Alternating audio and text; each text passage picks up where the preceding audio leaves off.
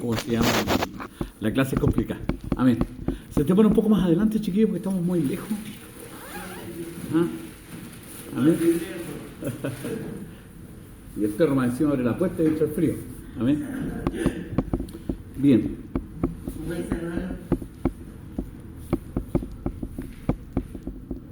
Nosotros estamos en la tercera clase ya de la coordinación y predicación. Hemos hablado varios temas. Iniciamos con la introducción de que el coordinador es alguien que debe ser eficaz en levantar, en promover, a tener una acción que haga que los hermanos se suban al barco de la adoración, de la alabanza, que tiene que venir en una conexión con Dios, que no puede ser una persona que llegue acá sin haber buscado al Señor antes, que tiene que tener un corazón receptivo porque es como un termómetro, decíamos. El coordinador tiene que ser una persona que sea capaz de distinguir en qué situación está viviendo la iglesia en el minuto en que está coordinando, qué situación está, digamos, afectándonos espiritualmente, porque el coordinador no solamente dirige a los hermanos en términos del culto, sino también abre las puertas espirituales, abre esa cosa que tiene que ver con la conectividad con Dios.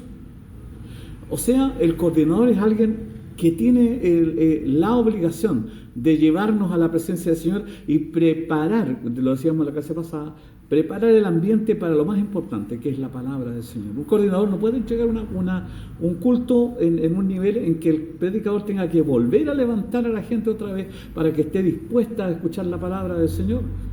En Israel hablábamos de que había un tabernáculo, y ese tabernáculo al principio era de tela.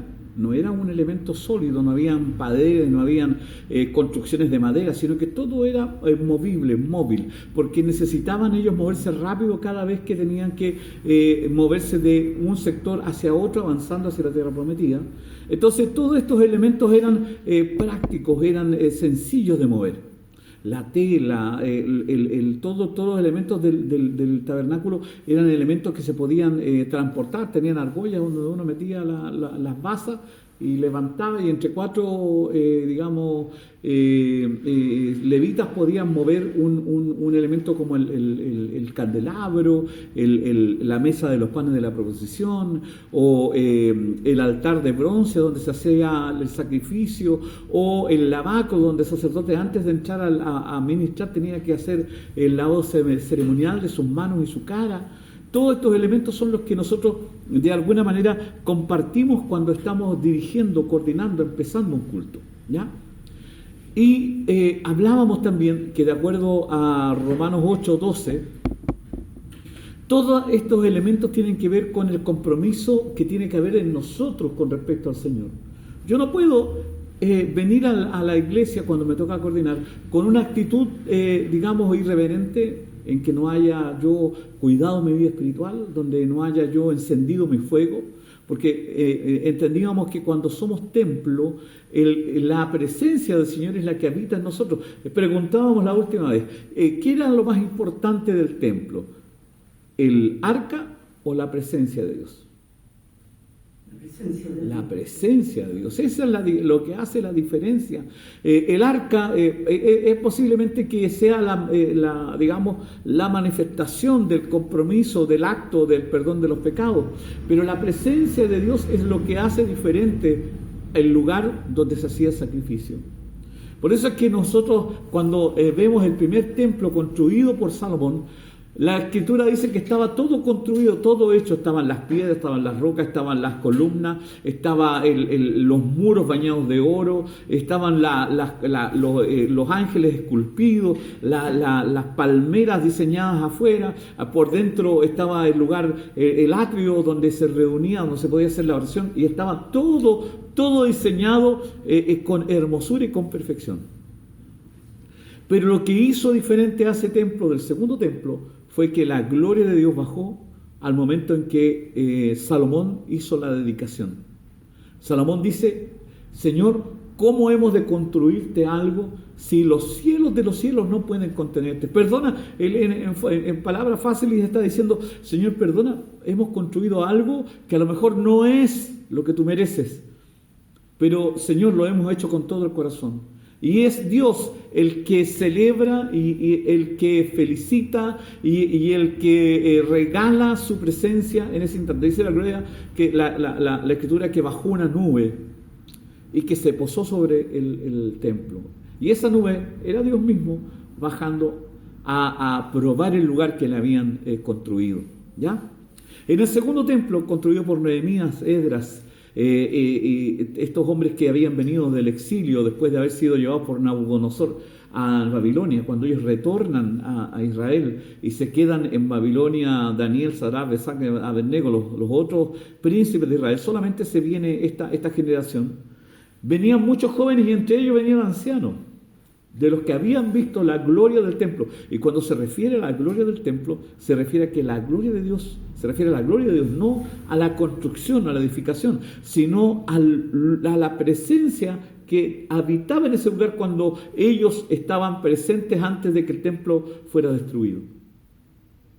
Y la Escritura dice que después ellos construyeron el templo, lo inauguraron, pero los ancianos lloraban porque no podían comparar la gloria del templo anterior con el templo que habían construido recientemente, no por el hecho de que no les faltaran cosas. Recuerden que lo que no estaba ahí era el arca de la alianza, porque eso se perdió una vez que fueron tomados por Nabucodonosor el templo de Jerusalén, se llevó los utensilios del templo a Babilonia.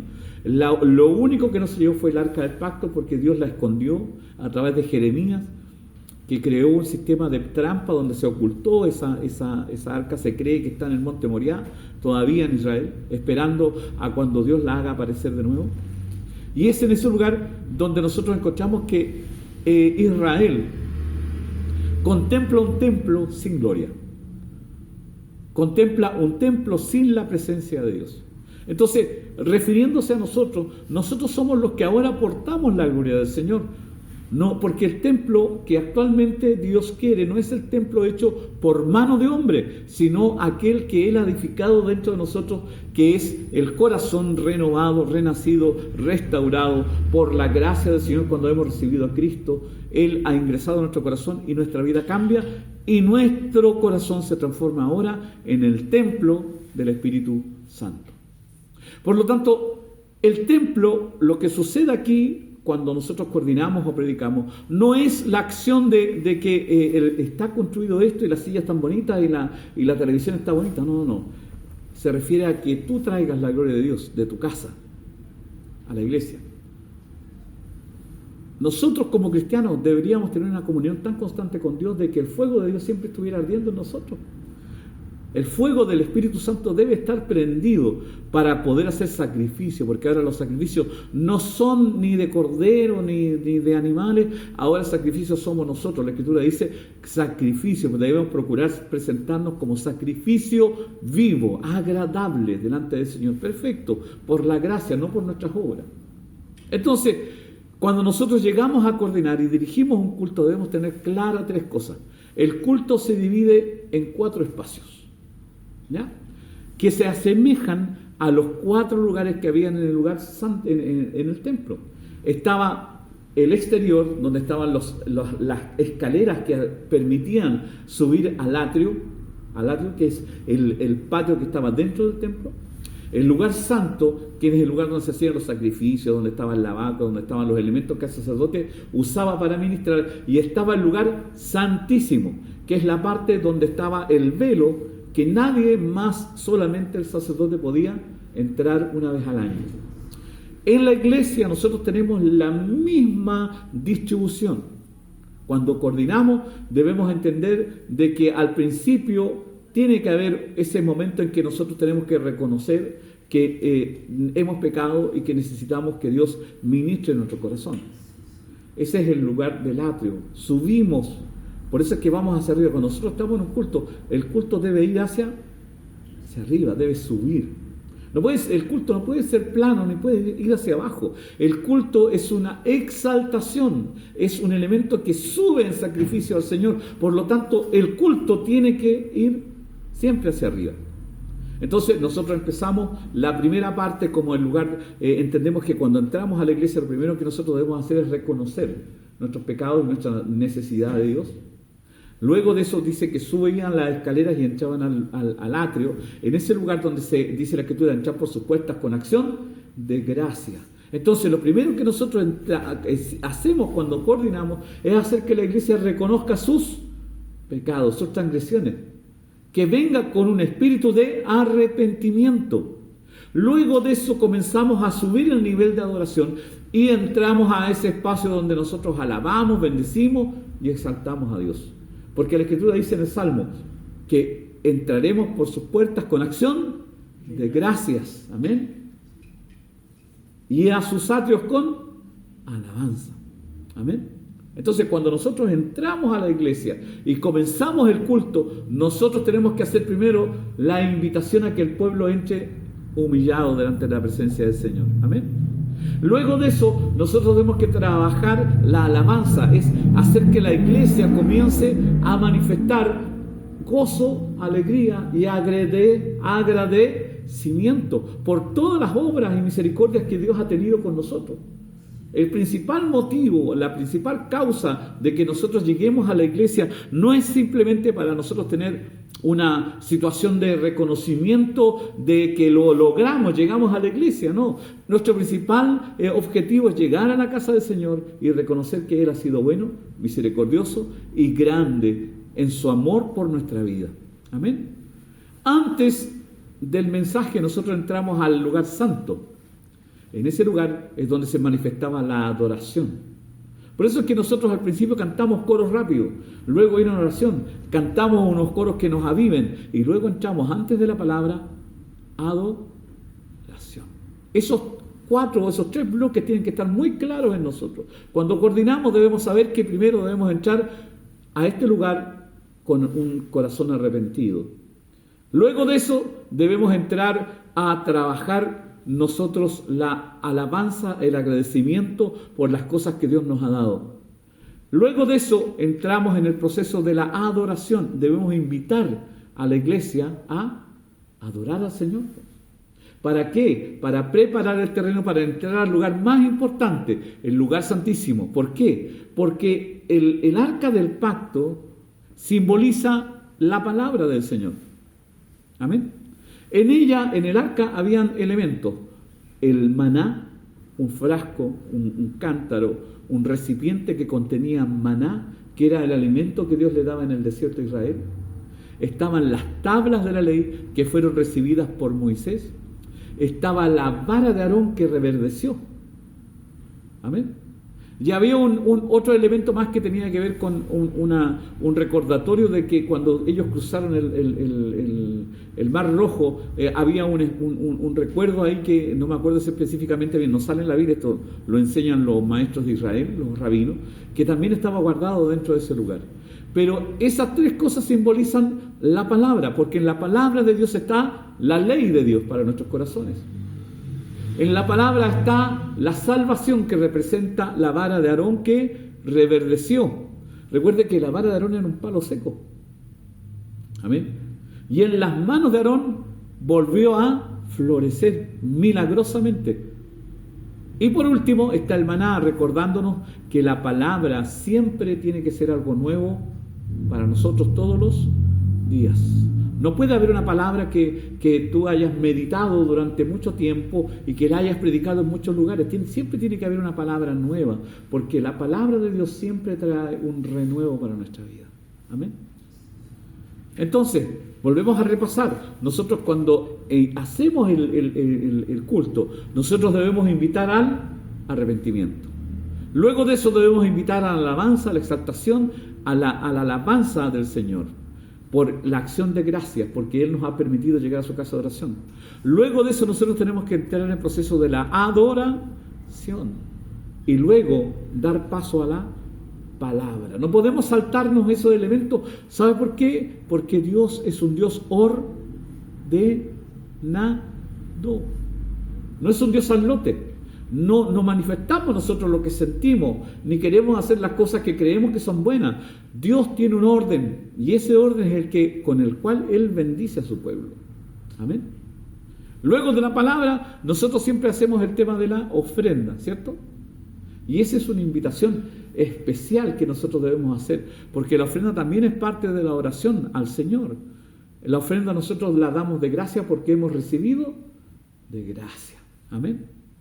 Y luego finalizamos con la bendición sacerdotal, que era lo mismo que hacía el sacerdote cuando terminaba de ministrar en el lugar santo, en el lugar santísimo. Alzaba las manos y bendecía al pueblo. Lo mismo hace nuestro pastor cuando terminan los cultos y nos bendicen. Porque en el fondo nosotros copiamos de alguna manera lo que se hacía en el templo. Pero nuestras capacidades tienen que estar definidas para poder entender de que estos son elementos que son obligatorios. Saber administrarlos para la persona que coordina. Si no lo sabe, vamos a provocar un problema. Vamos a hacer que la presencia de Dios no fluya. Y los hermanos tengan un problema al recibir la palabra, porque un corazón que tiene conflicto, le es complicado recibir la palabra del Señor. O nunca usted ha escuchado una palabra complicado. Cuando está ahí escuchando la palabra y hay algo que le molesta y no lo deja concentrarse en la palabra, es porque simplemente hay una acción que no se realizó dentro del desarrollo del culto. ¿Amén?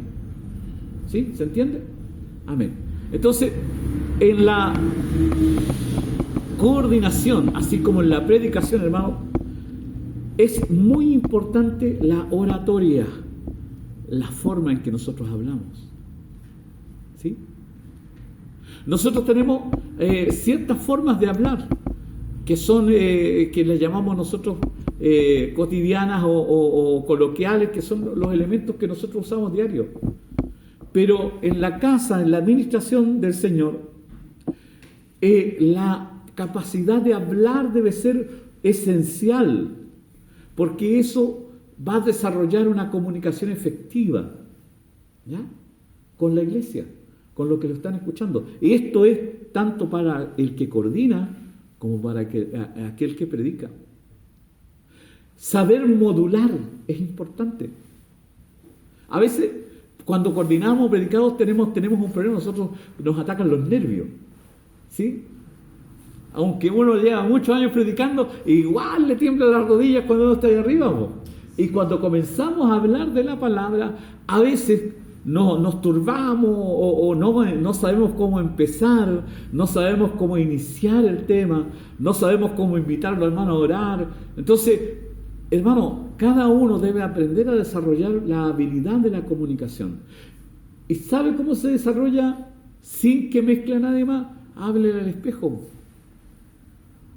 Es un ejercicio. Esto no tiene nada que ver que como que el Espíritu Santo venga. No. Le estoy diciendo que usted párese delante de un espejo y comience a ver cómo mueven las manos. ¿Sí? Cómo mira a la gente, porque la comunicación efectiva, hermanos, tiene que ver con el mirar, con el observar, con mirarnos cara a cara. No puede haber una comunicación eficaz cuando nosotros perdemos la vista en algún lugar y parece que no le hablamos a nadie. Entonces, debemos superar nuestra timidez. Si el Señor dice en la Escritura que nos ha dado, ¿qué cosa? Nos ha dado poder, un poder que tiene que ver con el dominio propio. El dominio propio es la capacidad que tienes tú para controlar tus nervios, para controlar tus palabras, para controlar tus pensamientos. Y dice la Escritura que ese poder viene de Él. Entonces, si nosotros tenemos falta de comunicación, debemos aprender a pedírsele al Señor: Señora, dame las palabras. Yo siempre cuento el caso de una persona que no sabía leer, y resulta que todos nosotros estábamos convencidos que sí sabíamos, pero él se había aprendido los salmos de memoria. Y lo raro es que nunca nos dimos cuenta nosotros que no sabía leer, y siempre nos parecía normal que hablara solamente de los salmos, pero el tema es que esa persona se sabía de memoria los salmos. Y yo me vine a enterar cuando ya era grande. La hermana yo le dije, un día la hermana me sentó, me dijo: hermano Carlos, léame Mateo 25. Y yo le dije: lea ya, debe ser porque no debe leer la hermana, dije yo, po. Y no, pues que me dijo: hermano Carlos, yo no sé leer. ¿Cómo que no sabe leer? Si se pegan los medios mensajes cuando está ahí arriba. No, hermano, yo no sé leer, me dijo. Pero me aprendí los salmos de memoria. Y me dijo, yo tenía un problema de tartamudez. Y leyendo los salmos, escuchándolos y repitiéndolos, el Señor me sanó. Mira, Dios es un Dios de milagros hasta en ese tipo de cosas. Porque Él necesita que nosotros transmitamos de forma clara su mensaje. Tanto en la coordinación como en la predicación. Lo segundo es que la predicación o la coordinación eficaz tiene que ver con el no hacer perder la concentración de las personas. ¿Ya? Uno de los errores que uno comete cuando intenta comunicar de forma convincente es el movimiento. Yo sé que cada uno tiene su estilo, tiene su forma, ¿cierto? Pero siempre se recomienda moverse poco. No sé si se ha fijado que hay unos hermanos que juegan como al tenis cuando predican. No estoy diciendo que sea malo, sino que no han sido educados nomás, nada más. Que corren de allá para acá, de ahí para acá, y la iglesia toda está así. ¿Cierto? Los siguen, y hay un momento dado que ya los hermanos como que se cansan y pierden la concentración. ¿Por qué? Porque nosotros debemos darnos cuenta que ese tipo hasta a nosotros nos da un poco nos hace perder este tipo de cosas. Si la predicación no tiene que ver con los movimientos, la comunicación de la palabra tiene que ver con lo que tú expresas con tu boca. Amén. Por eso es importante que aprendamos, hermano mío, a controlarnos. El dominio propio es importante cuando uno predica acá arriba. Yo sé que Dios nos va a tocar en cierto minuto porque Dios nos toca, Dios es espíritu. Y en algún momento nos va a tocar y nos va a hacer saltar. Pero nunca debemos olvidar que estamos predicando. Que el mensaje tiene un principio y tiene un final. Y que cuando uno no lo predica completo, es como cuando tú te invitan a almorzar en tu casa y tienen el medio asado, vaya a picar la última, así como lo que te va quedando y dices, no, ya terminó la comida, parece. Quedas con la sensación de que te faltó algo. Entonces, para predicar y para coordinar, nosotros tenemos que aprender a ser inspiradores y ser motivadores de las personas que nos escuchan. En este caso, yo quiero ser un poco, a lo mejor medio suspicaz, pero mire, no todos tienen el don de la prédica. No todos. No todos. Y por más que me caiga bien alguien, pero si no tiene el don, yo lo estoy metiendo en problemas. A ver, le voy a poner este ejemplo. Imagínense usted que tiene un restaurante, el mejor restaurante de Santiago, y tiene un chef bueno y un chef más o menos. Viene un personaje importante de ese restaurante. ¿A quién hace usted cocinar? Al bueno, pues hermano. No puede haber una comida mediocre en un restaurante donde tú estás dando una comida de excelencia. La palabra es alimento del alma, hermano. La palabra es la que vivifica, cambia, transforma, regenera, renueva nuestra mente, cambia nuestras circunstancias, nos muestra el modelo de Dios, nos muestra lo que Él quiere hacer con nosotros, nos muestra el propósito, la marca, el sello que nosotros deberíamos tener. Eso hace Dios a través de la predicación. Por eso Dios levanta hombres que prediquen la palabra. Pero a veces nosotros tenemos una sensibilidad humana y decimos, pero el hermanito nunca ha predicado, hagámoslo predicar. Y lo más triste es que a veces no le enseñamos cómo hacerlo. Y el hermano comienza a buscar elementos para salvar la situación, no para bendecir a la iglesia, sino para salir bien parado, porque quiere por lo menos que alguien le diga, lo hizo bien, hermano, tranquilo. ¿Cierto? Entonces, la comunicación tiene que ser inspiradora. La coordinación tiene que llevarnos a inspirar y la predicación y la coordinación tienen el objeto de motivar a los hermanos para que bendigan, alaben y exalten no a la iglesia, sino a Dios. Mucha gente cree que con predicar está hecha la pega. No. Nosotros debemos preocuparnos que haya una gran diferencia entre solamente entregar la palabra por responsabilidad y entregar una palabra que la gente pueda recibir y que pueda aplicar en su vida. Hay una carencia de repente en las predicaciones, que ya el próximo viernes vamos a empezar a trabajar el mensaje, vamos a aprender cómo se hace, vamos a aprender las palabras justas, vamos a aprender cómo desarrollarlo para no equivocarnos.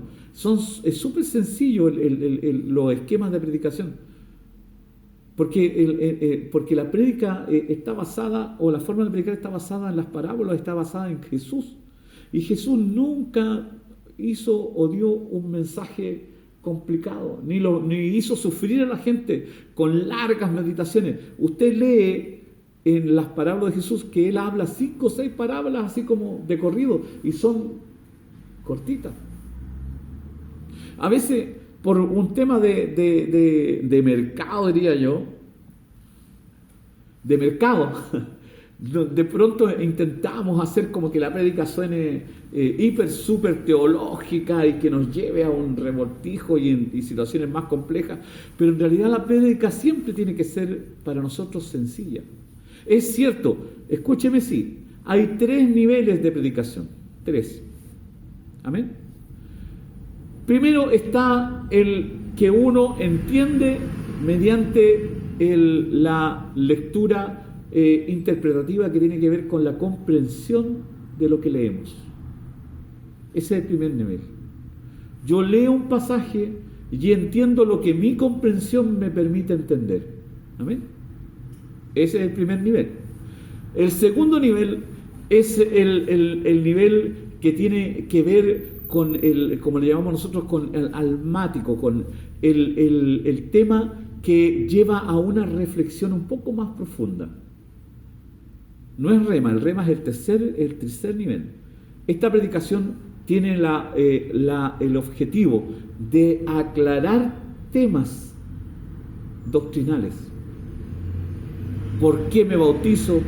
¿Por qué hay segunda venida? ¿Por qué hay arrebatamiento? ¿Por qué es la santificación? ¿Qué es la justificación? ¿Qué es la sangre de Cristo? ¿Por qué tuvo que morir en el Calvario? Todo este segundo nivel tiene que ver con los procesos de doctrinales, que son un tema un poco más profundo. Y el tercer nivel, que es el nivel del Espíritu, a este se le conoce como remá, que son palabras reveladas, palabras que tienen que ver con misterio. De hecho, la palabra parábola se traduce como misterio. Así se traduce. Porque Cristo, recuerde, predicó la del sembrador. ¿Se acuerdan la parábola del sembrador? ¿Sí? ¿Se acuerdan ese pasaje? Jesús habla que la semilla cae en tierra, después cae entre pedregales, después cae entre abrojos o espinas, y hay una que cae en la buena tierra. Esa fue la parábola. Pero después los discípulos dicen: Señor, explícanos lo que nos quisiste decir. Ahí encontramos el segundo nivel de enseñanza, que es en el fondo lo que Él quiso explicar. Y habló de que la semilla era la palabra, de que el corazón espinoso era aquel que recibía la palabra de la abogada y era la persona que generalmente recibía la palabra y después se iba, ¿cierto? Él explica la parábola. Pero hay un tercer nivel que ese nunca lo explicó, pero se los habló solamente a los discípulos, y los discípulos tuvieron la misión de no explicarlo. Jesús les prohibió enseñar la causa más profunda de esa parábola. Fue un misterio para ellos. Por eso es que la Escritura dice que la iglesia crecía en la doctrina y en la enseñanza de los apóstoles. Nosotros creemos que hay una enseñanza más profunda que no nos llegó a nosotros. Ese es un misterio. Ese misterio, de alguna manera, el Espíritu Santo, que es el perfecto maestro, porque ese nos guía a toda verdad y a toda justicia, Él nos va a enseñar esos misterios. De alguna manera van a ser explicados y vamos a correr ese velo que impide entender más profundamente lo que los discípulos sí conocían. Hay este es un dato histórico, no más anecdótico. Hay un escrito dado por Policarpo de Alejandría, que fue obispo de Alejandría y fue discípulo del apóstol Juan. Recuerde que el último en morir fue ¿quién? El último apóstol que murió, el que vivió hasta el final. 100 años vivió. Juan. El apóstol Juan vivió 100 años y murió en la isla de Patmos. Entonces, en ese lugar, Dios le permite a él conocer el misterio del Apocalipsis, ¿cierto? Entonces, Policarpo de Alejandría, que fue discípulo de Juan, imagínate, ser discípulo del discípulo de Jesús directo, Policarpo dice que hay una enseñanza que ni a él le permitieron entregar,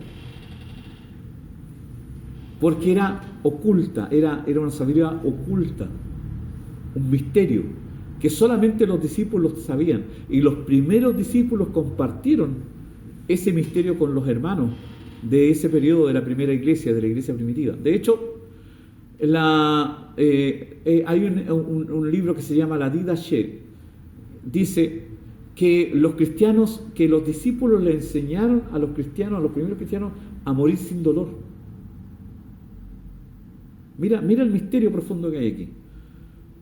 Los primeros cristianos se lanzaban a la boca de los leones porque morían sin dolor, porque los propios discípulos le traspasaron ese conocimiento. Ese conocimiento no nos llegó a nosotros. ¿Por qué? Obra soberana de Dios, seguramente. Amén. Entonces, nosotros hoy tenemos esos 3 niveles de prédica. En algún minuto te va a tocar predicar un mensaje súper sencillo.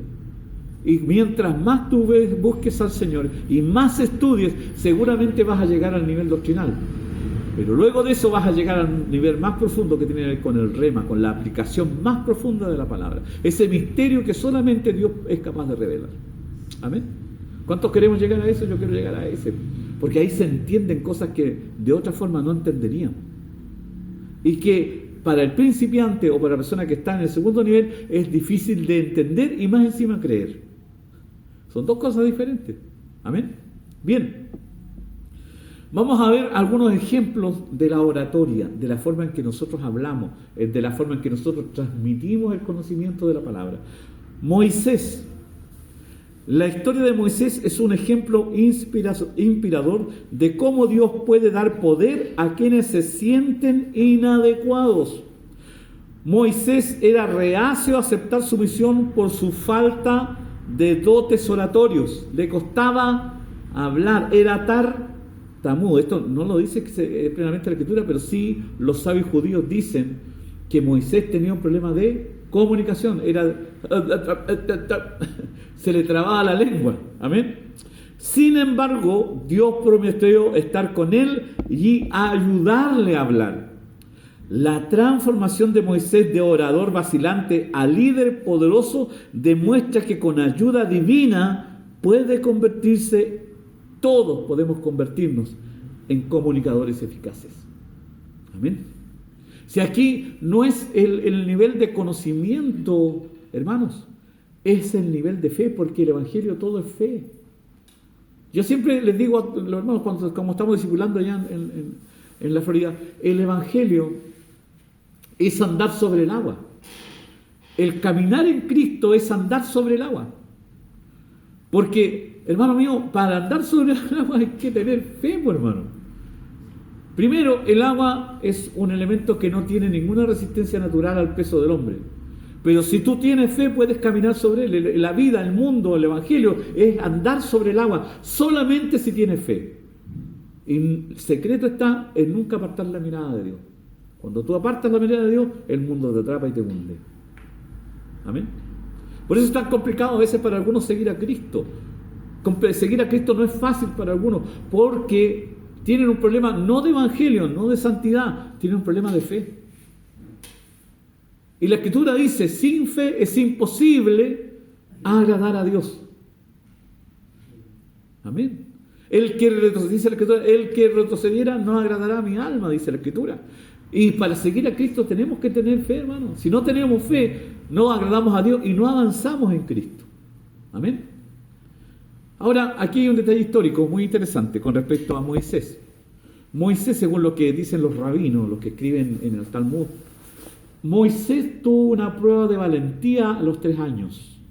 Los niños, los que eran de la casa real del faraón, se les hacía una prueba de valentía. ¿Y en qué consistía esta prueba de valentía? Les ponían una piedra y un carbón encendido. Y el niño, si era valiente, iba a tomar el carbón encendido.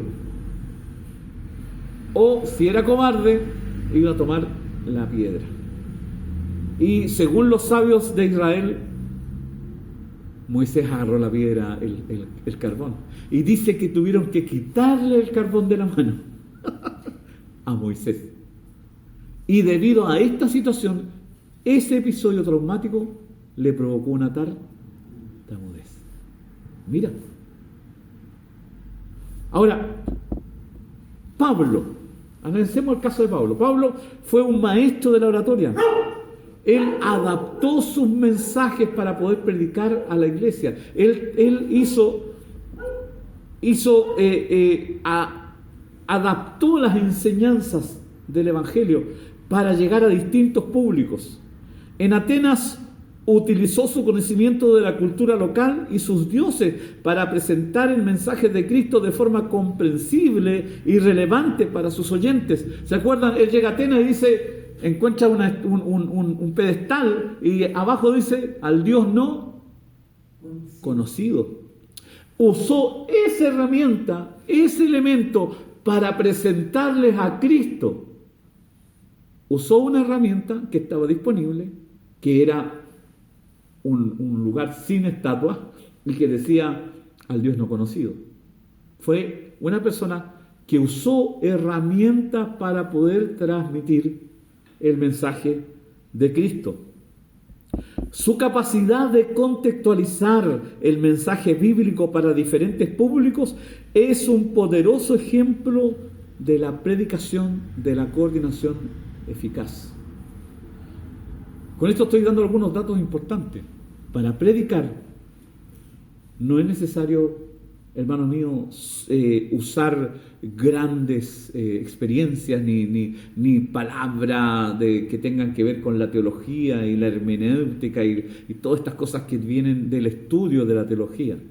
No, estoy hablando de que uno tiene que ser un transmisor inteligente del Evangelio. Yo siempre admiro a la pastora Patricia con su harina, con su vaso quebrado, con la rama, con el ponte en los zapatos.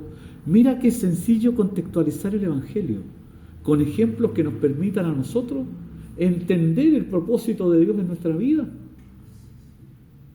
Lo que hace la pastora Patricia es contextualizar, usar herramientas para poder clarificar las dudas de los hermanos o para hacer que el mensaje sea comprensible. ¿Amén? ¿Sí? Ahora, algunos consejos que son relevantes cuando uno predica.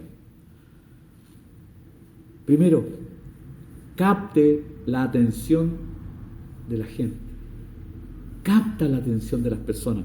Comienza con una historia impactante, una pregunta provocadora o una cita inspiradora.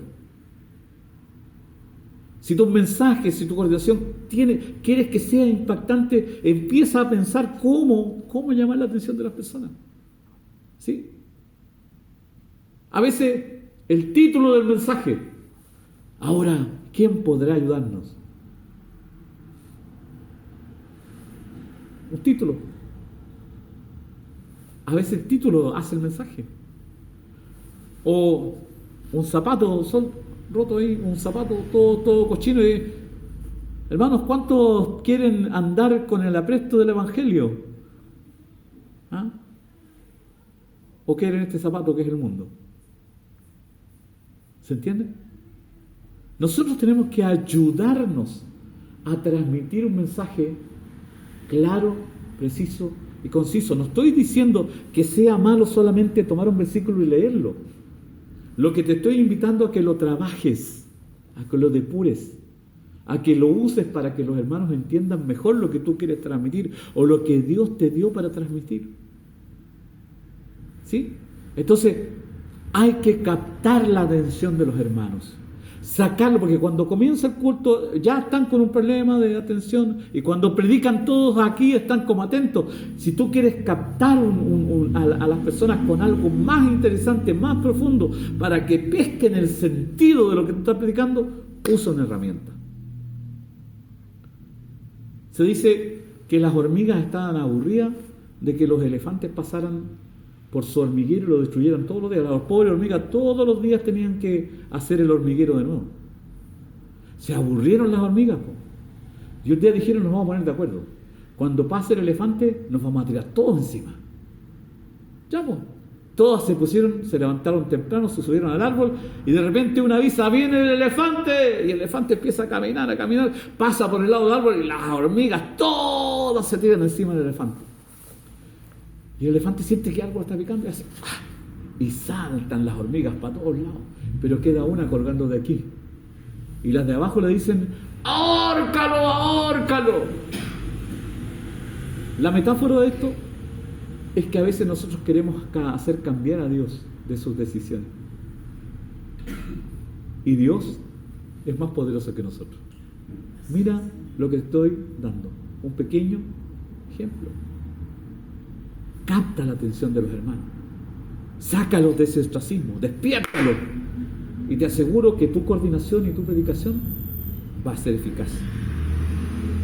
Segundo, debemos aprender a establecer el tema. Tenemos que ser expositores claros de qué se tratará el sermón y por qué es importante. El sermón tiene que ser claro. Yo tengo que decirle, hermano, esta palabra habla de la llenura del Espíritu Santo. Pero en la mitad yo no puedo estar diciendo es que el Señor levantó un muerto, a Lázaro. Hay algunos hermanos que usan un versículo que está en el Nuevo Testamento, lo pasan al Antiguo Testamento y terminan con la viuda que estaba haciendo campo. Uno tiene que aprender a usar de forma clara y preciso el tema que yo quiero enfocarme. Si yo quiero hablar de salvación, tienes que empezar hablando de salvación y terminar hablando de salvación. Si tú quieres establecer el principio de dar, tienes que empezar hablando de la ofrenda y tienes que terminar hablando de la ofrenda. No puedes hacer una mezcla de cosas, porque eso hace que la gente no entienda nada de lo que estás hablando. ¿Sí? Es como empezar en color negro y terminar en color negro. No pueden haber grises, ni azules, ni verdes, porque vas a marear a todo el mundo. Y después todo dice, oye hermana, ¿y qué quiso hablar? No entendí nada. Lo peor es crear confusión, porque Satanás se mete en la confusión así. No debemos darle lugar ¿a quién? Al diablo, por hermano. No debemos hacer eso. Por eso debemos ser comunicadores eficaces, pero también ser claros en el tema. Amén. Nosotros llamamos a una parte del mensaje cuerpo. ¿Ya? El cuerpo consiste en el desarrollo de los puntos que yo quiero hablar. ¿Se entiende? Porque en algunos momentos dados parece que la situación de nuestra contrariedad hace que hablemos una ensalada de cosas que no se entienden. Por eso cuando yo preparo mi mensaje y quiero ser eficaz, me siento y digo ya, el punto 1, si yo quiero hablar, hablemos de Juan 3:16. Vamos a poner el ejemplo más común. Porque de tal manera amó Dios al mundo que ha dado su Hijo unigénito, para que todo aquel que en él crea no se pierda, más tenga. Ya, analicemos ese pasaje. ¿De qué está hablando ese pasaje? El amor. El mensaje principal de ese pasaje es el amor. ¿Sí? Puedo hablar de castigo, puedo hablar de juicio, puedo hablar de ofrenda, puedo hablar de viaje, puedo hablar de restauración. ¿Qué debo hablar si ese pasaje habla del amor? ¿De qué tengo que hablar? Del amor. Entonces, nosotros tenemos ahí un pasaje que podemos decir, que vamos a usar una herramienta para captar la persona, la atención de alguien. Y podríamos decir, ¿usted se ha enamorado alguna vez?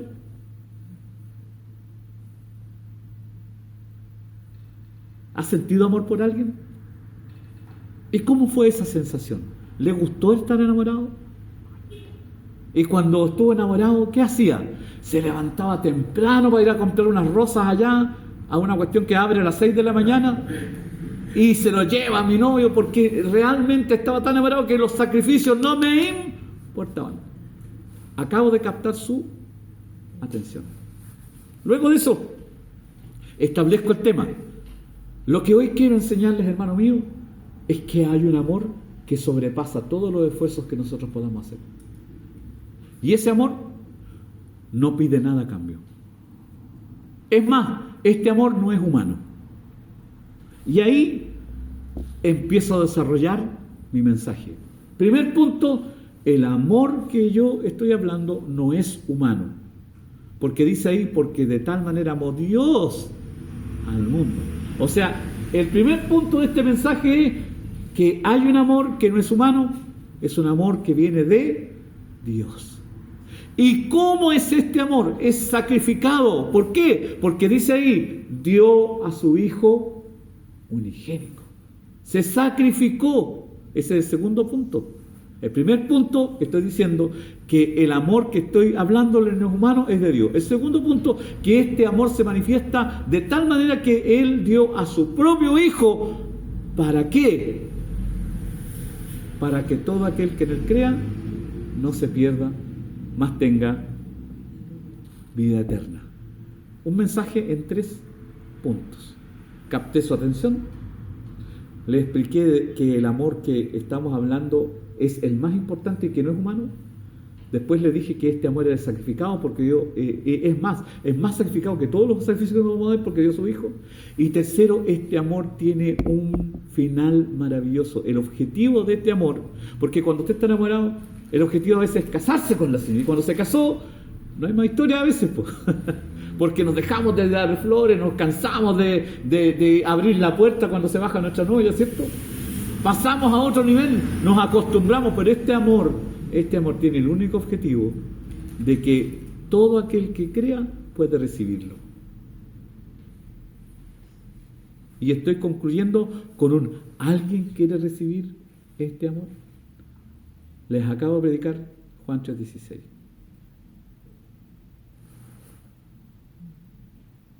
¿Se entendió un poquito el ejemplo? Entonces, cuando nosotros tenemos una comunicación eficaz, cuando nosotros captamos la atención de las personas, cuando nosotros somos claros en el tema que hay, cuando utilizo y estudio el pasaje y lo divido para que sea comprensible, y luego hago una conclusión del mismo tema que estoy hablando, mi mensaje va a dar buenos resultados.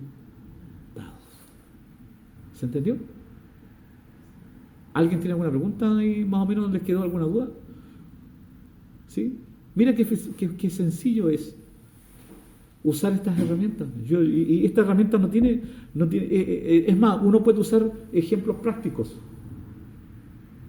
Si es cosa, hermano mío, no uses Google para buscar películas nomás o para ver Netflix. Usa Google para ayudarte porque el Google tiene muchas herramientas para poder predicar. Historia. Si yo quiero usar una historia, a veces que tenga que ver con el párrafo me preocupo. Ahí es cuando uno comienza a darse cuenta quién se preocupó de preparar el mensaje y quién está predicando una cuestión que se le ocurrió en el minuto. La palabra de Dios tiene que ser como los animales, la vaca, por ejemplo. La palabra de Dios tienes que rumiarla. ¿Sí? Comiste algo, pero después vuelve otra vez a mascarla y te vas a dar cuenta que hay más. Siempre en la palabra del Señor hay más profundidad. ¿Se entendió?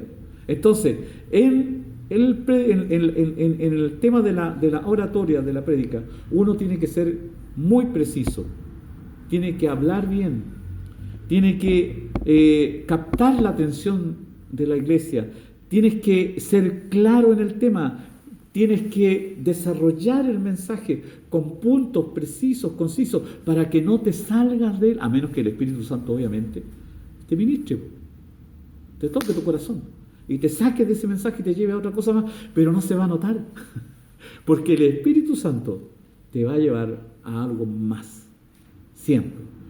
Y créeme que cuando tú estudias la palabra de Dios y preparas el mensaje, es 100% seguro que Dios te va a usar y te va a recordar cosas que a lo mejor en ese instante estudiaste y no tomaste en cuenta. Porque nos ha pasado de repente que estamos predicando y esta cosa que estoy hablando no te la tenía escrita y empieza uno a revisar y esta cosa no estaba escrita en ninguna parte aquí, pero Dios te la reveló y eso es rema, es una revelación especial de Dios para que tú puedas ministrar a la iglesia. ¿Amén? ¿Les gustó? ¿Amén? Mira qué sencillo. El próximo viernes vamos a profundizar un poco más sobre el tema de la predica y la coordinación con estos pasos súper sencillos. No son complicados, ¿se dieron cuenta?